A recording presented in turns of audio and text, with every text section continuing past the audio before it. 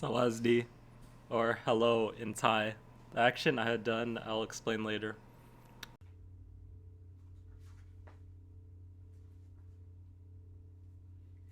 ดีจานชู Naisha. The greeting is one of the things I learned while researching this project. I decided to do it on Thai culture, and I'll explain and break down the many aspects and how they do things But in that first, region. in Thailand, the basis of respect and honor is very important. With this, the culture and etiquette relies on a social hierarchy, with the most respect given to those of higher social class, which typically are the elders.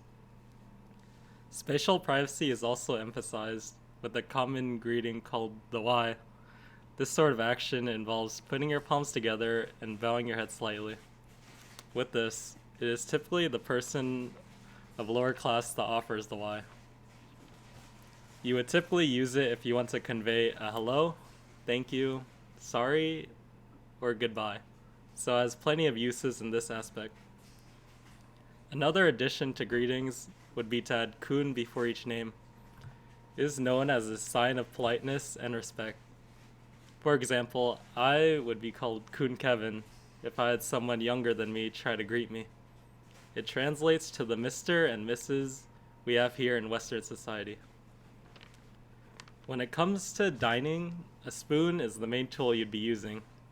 You'd use it as a knife while sort of raking the food onto a spoon with the fork. The importance of eating with your mouth closed is stressed in the culture of Thailand, as it is extremely disrespectful to show the chewed commodities in your mouth. This information can be found on reach2teachrecruiting.com in their article, Etiquette in Thailand. Thais or Siamese people also value education. Here in America, when we send our children under the age of, I want to say, 5 years old, they go to kindergarten, or if they're even younger, daycare and preschool. Sometimes you have to pay for that. In Thailand, the first 3 years of school is free of charge. Then after that, they from 6 years old all the way until grade 9, which is pretty much high school, their education is free. The only time they pay for their education is when they go to upper secondary school, which is pretty much high school and our higher learning here in America. They also have classes just like ours. Their curriculum is modeled just like the US. Traditional Thai architecture is known for its very bright and vibrant colors. During the establishment of the Sukhothai Kingdom by King Indraditya in 1780, buildings were typically designed to symbolize the religion of Buddhism, which was popularized during this time. Temple columns were often shaped at the ends in lotus buds, which symbolized the purity of Buddha's thoughts. On top of this, 8 stones were laid around the base to keep away evil spirits. Roof peaks were often created in a curling, pointed like passion. This is known as a chopa and is symbolic to Garuda, a legendary bird which appears in Buddhist mythology. Aside from religious temples and palaces, the typical Thai home is created on stilts, with many of them being built alongside rivers and canals. These houses are created on stilts with the reasoning that since the houses are so close to places prone to flooding, being higher up prevents most of the damage flooding causes.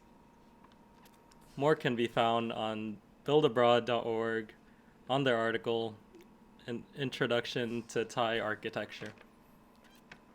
When it comes to paintings, most of these pieces relate to the life of the Buddha. Each sort of painting or mural represents a story, such as Mara being unable to tempt the Buddha, representing the triumph of good over evil. These murals were huge, typically beginning around shoulder height and stretching up to the ceiling. Like many traditional Asian paintings, traditional Thai paintings do not utilize perspective or shadows. The figures in these paintings were painted and sized according to their level of importance, with most of these paintings being in relation to the royal hierarchy and status. This information was thanks to Christine Bendis' site, christinebendis.co, in her article, Key Characteristics of Thai Paintings and Murals. From works of art to works of fashion, there are 7 different types of costumes or traditional styles of clothing worn by women in Thailand.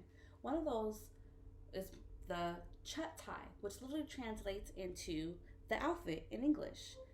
The chut thai is a longer garment that is typically worn for occasions like weddings, celebrations, events, and formal gatherings. It was first introduced by the Queen back in the 1960s. Discovery happened when she didn't have anything formal to wear to a gathering in Europe, and the chut thai was then born. But there are different kinds of chut thai. They come in bright colors, they come in modest styles. They're all created and crafted in Thailand to fit different ethnic groups and come in different colors to specify the purpose of the dress worn by the ethnic group. As far as the men go, they wear a pakama, which is a traditionally long shirt. It's really loose and it's paired with trousers. Speaking of wearing the chut thai to different events like festivals and celebrations, one of the biggest events in Thailand is the Thai New Year. The Thai New Year, compared to America, runs in spring, typically in April.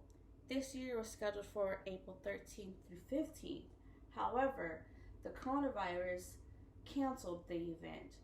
A lot of the residents, they gather in the streets and they throw water on each other. It's called the Water Festival. But they are concerned, primarily the mayor, that throwing water on each other can spread the virus. Thousands of tourists are known to come to Thailand to help celebrate this cultural event with them every year. In addition to the water festival, they also go to temples around their region and give off